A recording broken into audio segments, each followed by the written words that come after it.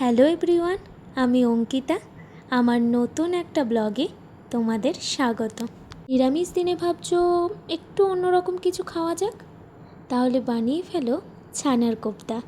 এখানে আমি কিছুটা পরিমাণে ছানা নিয়ে দিলাম জিরের গুঁড়ো, লঙ্কা গুঁড়ো আর দিয়েছি ময়দা। পরিমাণ মতো দিয়েছি নুন।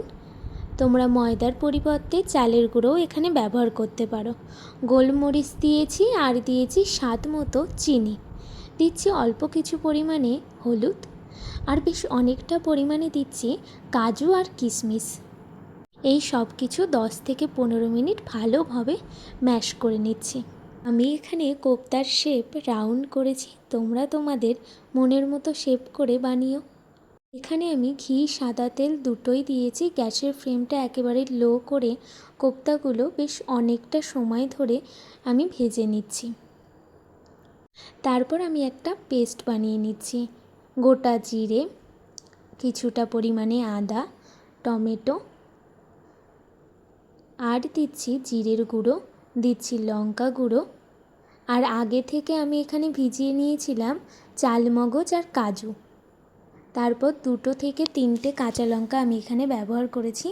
চালমগজ আর কাজুটাও দিয়ে সব কিছু একসাথে পেস্ট বানিয়ে নিচ্ছি। আমার এখানে কোপ্তাগুলো ভাজা হয়ে গিয়েছে, দেখো কত সুন্দর দেখতে হয়েছে। তারপর কড়াইতে ঘি আর সাদা তেল দিয়ে গোটা গরম মশলা দিয়েছিলাম, দারচিনি, লবঙ্গ, এলাচ দিয়ে আমি যে পেস্টটা বানিয়ে রেখেছি সেই পেস্টটা দিয়ে ভালোভাবে মশলাটা আমি কষতে থাকবো। বেশ অনেকটা সময় ধরে এই মশলাটা কষতে হবে। আর দেখো কত সুন্দর বাটারি টেক্সচার হয়েছে। যতটা সুন্দর দেখতে হয়েছে তার থেকে দ্বিগুণ হয়েছিল এই কোপ্তার টেস্টটা।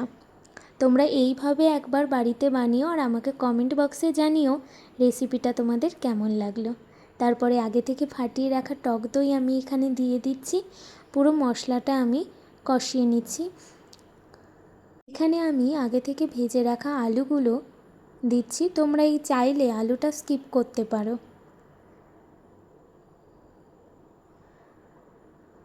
তারপরে আমি জল দিলাম, জলটা অবশ্যই উষ্ণ গরম জল হবে।